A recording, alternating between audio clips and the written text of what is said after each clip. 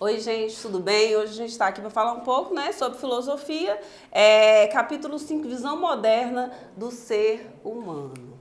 Então, a gente tem aqui Lucy Ferry, Aprender a Viver, tá? É um filósofo aí do século XX. A gente vai falar um pouco sobre ele. Então, ele tem essa frase aqui, ficou um pouco, a imagem ficou um pouco ruim, porque eu aumentei muito, mas dá pra gente perceber aqui, ó. Os dois males que estragam nossa existência são a nostalgia de um passado que não existe, mas e a espera de um futuro que ainda não existe. Então a gente sabe que a gente tem o quê? O presente, não é verdade? O passado já passou. E o futuro, quando chegar, já é presente. Então, o que você tem? O seu presente. Viva o seu presente, né? Não viva esses males de ficar com essa nostalgia, né? De pensar no passado o tempo inteiro. A ideia seria essa. E em um futuro que nunca chega, porque quando ele chegar, ele já é o presente, certo? Então a gente tem aqui, olha só, falando um pouquinho em Immanuel Kant, você é livre no momento em que não busca fora de si mesmo alguém para resolver os seus problemas, não é verdade? Você está buscando no outro. Se você busca algo no outro, segundo Immanuel Kant, você não está livre. Então você é livre quando você tem o poder de decisão, o poder de resolução das suas questões aí que perpassam o seu dia a dia, tá? Então a diferença entre o homem e o animal, né? A gente fala assim, esse não é um homem, é um animal, né? Tá chamando totalmente de irracional, né? O animal, a natureza fala forte o tempo todo, não tem a liberdade de não obedecer. O gato acordou e ele pensou, hoje eu não quero ser um gato, hoje eu quero ser um cachorro, hoje eu quero ser uma galinha, eu não quero mais a natureza de gato. Ele tem esse poder de decisão? Não. Então o que fala nele? O instinto, ele é determinado, ele é feito para ser o quê? Um gato. E um gato nunca vai ser cachorro, um gato nunca vai ser uma galinha. Não é isso? Um gato nunca vai ser uma águia. O gato amanheceu e pensou, nossa, que desejo que eu tô de voar. O que eu vou fazer? Vou voar em lugares altos, vou ter a visão das águias, vou enxergar tudo por cima. Jamais. Porque a natureza dele é de gato. E ele não pode mudar essa natureza de gato. Então, a diferença entre o homem e a natureza, né? O homem tem a natureza humana, mas pode criar uma cultura. Tá, aí você fala, mas é da natureza do homem. O homem trai por natureza. Não é verdade? É a natureza, ele trai. E aí você condiciona as mulheres a aceitar o quê? A traição. O homem pode trair, a mulher não pode trair. A gente sabe que hoje não se aplica mais essa ideia, não é? Porque as mulheres traem tanto quanto os homens traem, não é verdade? Percebam vocês. Então a gente tem aqui, só que o homem, ele produz uma cultura. Ele pode dizer, eu decidi ser fiel. Então ele vai resistir todas as tentações, desde que ele tenha a decisão da fidelidade.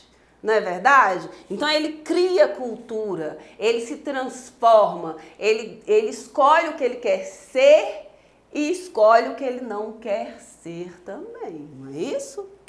Então para Aristóteles, o ser humano se define por ser um animal.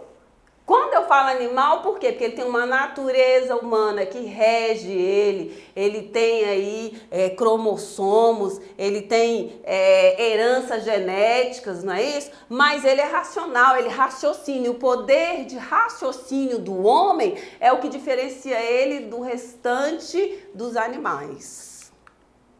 Então, a gente tem Pico della Mirandola, 1463-1494, que ele vai estar falando sobre essa questão do homem, né? Que o homem se recria, que o homem, a diferença que o homem tem do animal é que ele tinha lá um arquétipo, né? E ele é um ser inacabado. Ou seja, ele tem a possibilidade de ir se recriando, se refazendo, se transformando, deixando de ser aquilo que não agrada a ele e se transformando em algo melhor ou pior, né? Depende. Então, enquanto todas as outras criaturas são pré-determinadas a ser o que são. Lembra-se do exemplo do gato, que não pode deixar de ser gato, que não pode virar uma águia, não pode virar uma galinha, não pode ser um cachorro, vai permanecer gato, porque a natureza dele é de gato. Ele é um ser pronto e acabado, regido pela sua natureza de gato, ok? Então, assim, o homem tem a capacidade, a possibilidade de fazer-se a si próprio. Então, eu faço a mim mesma. A partir de hoje eu não quero ser isso, eu serei aquilo. Não é? Eu posso mudar, eu tenho a possibilidade de mudança de rota. Por quê? Porque eu tenho raciocínio. Então, assim, a sua natureza não é predeterminada, né? De quem que não é predeterminada a natureza? Do homem. Então, o grande milagre no homem é que ele pode inventar a si próprio. Você pode se reinventar todos os dias. Você pode mudar todos os dias. Você não precisa ser aquilo que fizeram de você. Não é verdade? A diferença que faz é essa aqui. O homem pode construir a si mesmo. Não somos e nem devemos ser aquilo que fizeram da gente, né? Ah, eu sou assim por culpa da minha mãe, do meu pai. Não. Você é assim até o momento que você quer ser. No dia que você amanhece e diz, hoje, a partir de hoje eu não sou mais isso, você vai mudando. A sua vida vai mudando de rota, ok? Bom, então Jean-Jacques Rousseau, 1712 a 1778, né? Para Rousseau, o ser humano se caracteriza pelo fato de poder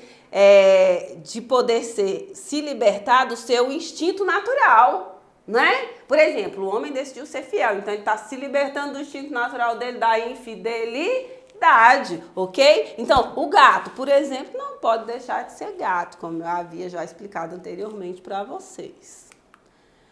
Agora vamos falar de Jean-Paul Sartre. Jean-Paul Sartre é um filósofo existencialista que vai estar lá na época do humanismo, né? Onde o homem passa a ser o centro de todas as coisas, aonde o homem passa a estudar a sua existência no mais profundo do seu ser, né? Minha liberdade é o único fundamento dos valores. Tá? Então, a ideia para Sartre é essa liberdade dentro dos valores que ele possui, que o homem possui. Então, o homem está condenado a ser livre, condenado porque ele não criou a si mesmo. Não é isso? E ainda assim é livre, pois tão logo atirado ao mundo, torna-se responsável por tudo o que faz. Então, assim, você é condenado a ser livre por quê? Porque uma escolha é em detrimento de outra escolha. Quando você escolhe algo, você está rejeitando a outra coisa. Então, você tem essa meio que liberdade condenatória, né, de ser livre. Você é obrigado a ser livre, segundo Jean-Paul Sartre. Então, para Sartre, o homem não tem a natureza própria. Então, por que Sartre fala que o homem não tem natureza própria? Porque Sartre, ele é um filósofo ateu. Para ele não existe Deus. E qual seria a natureza do homem? A natureza do homem é uma natureza dada pelo Criador, por Deus, que na cabeça de um ateu simplesmente não existe. Então, o homem não tem natureza própria. Para o filósofo, o projeto ou a essência é anterior ao objeto, pois ele que determina a sua finalidade. Eu determino quem eu sou. Não tem nada da vontade de Deus. Não, para Sartre a vontade de Deus não existe, porque Deus não existe. Então eu vou decidir as minhas metas, eu vou decidir os meus planos, tudo que eu for e deixar de ser é consequência das minhas escolhas. Ok? Então, o ser humano precisa construir seu próprio ser. Então, o homem é um ser inacabado. Por isso que ele tem essa vantagem de construir e de se reconstruir o tempo inteiro, tá? Bom, gente, a gente fica por aqui. Espero poder ter ajudado. Um grande abraço para vocês. Façam as atividades que está determinado lá no plano, viu? Até a próxima.